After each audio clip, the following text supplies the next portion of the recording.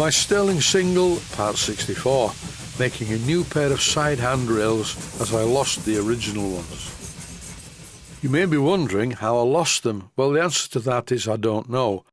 They are somewhere in the workshop. I have a distant memory of putting the two handrails in a safe place on top of a shelf, but I can't find them, and I can't even use a magnet to find them because they're made from stainless steel and are non-magnetic. I bought 2 pieces of stainless steel from Blackgate's Engineering, and I'm going to make them into new handrails for the Stirling single. They're very roughly chopped off. I need to clean up the ends first just to work with them so I don't scratch the engine whilst I'm moving them around near it. Here in the smaller of my 2 workshops, I generally would use my Proxxon motor tool fitted with a drum sander to clean up pieces of metal. The 2 handrails that I'm going to make need to be cut, and this dimension has to be accurate because they butt up against the cab at one end. And in order to fit the handrails, I have to remove the cab because they slide in. But they're not sliding in too easily because the stanchions are partly blocked by T-cut residue. A major word of warning now: do not under any circumstances use a hammer to tap the handrail into the stanchions, because what will happen is you'll probably snap the stanchion off where it goes through into the wrapper, and that would not be good. Because I've cleaned up the end of the handrail, as I rotate it, the slightly roughened part bores its way through the stanchion, removing the residue as it goes. And here is a clear example of that happening. Everything was going well until the last one. This stanchion was being particularly difficult, and once again I cannot apply any pressure to force it through. So the answer is roughen up the end with a drum sander, being very careful indeed not to mark the paintwork. I thought it was a good idea to fit a mini drill running very slowly on the other end of the handrail, but this didn't work either. The reason why the stanchion was not accepting the handrail was it wasn't in the right place. When I insert the shaft of a 1/8 diameter twist drill into the stanchion, it's obvious that it's not in line.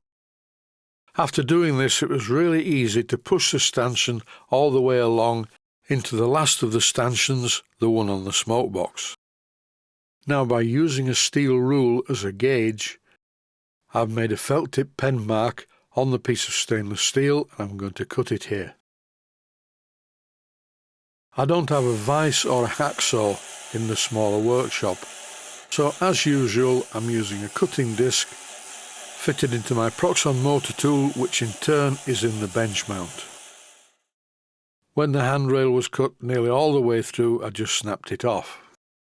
I cleaned up the end of it and fitted it back into the stanchions, which I'm pleased to say was very easy to do.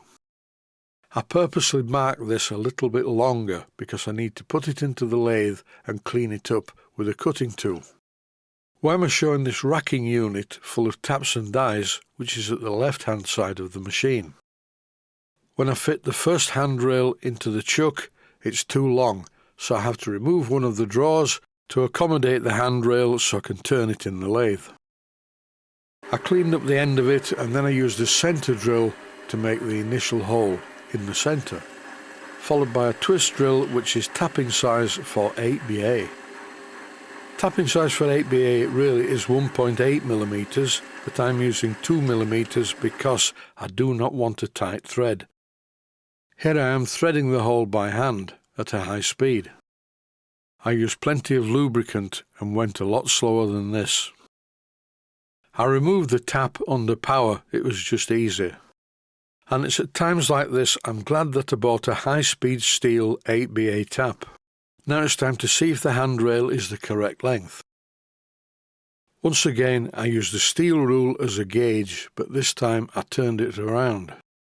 This made sure that it couldn't flex and gave an accurate reading. So everything's okay, I just need to repeat the process for the other side.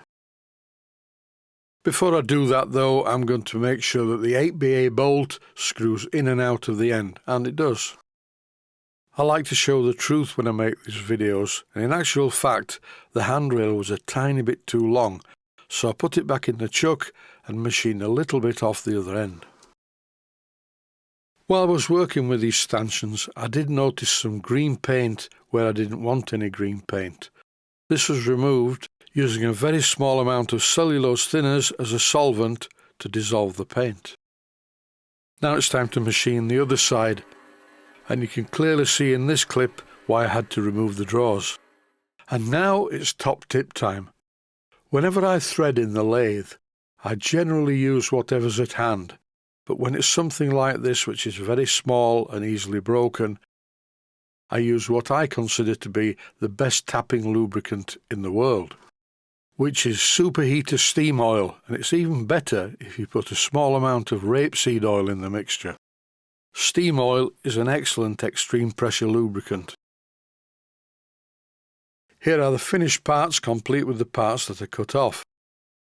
The two original machine screws that came with the engine are a perfect fit, and both of the handrails are the perfect length for the job.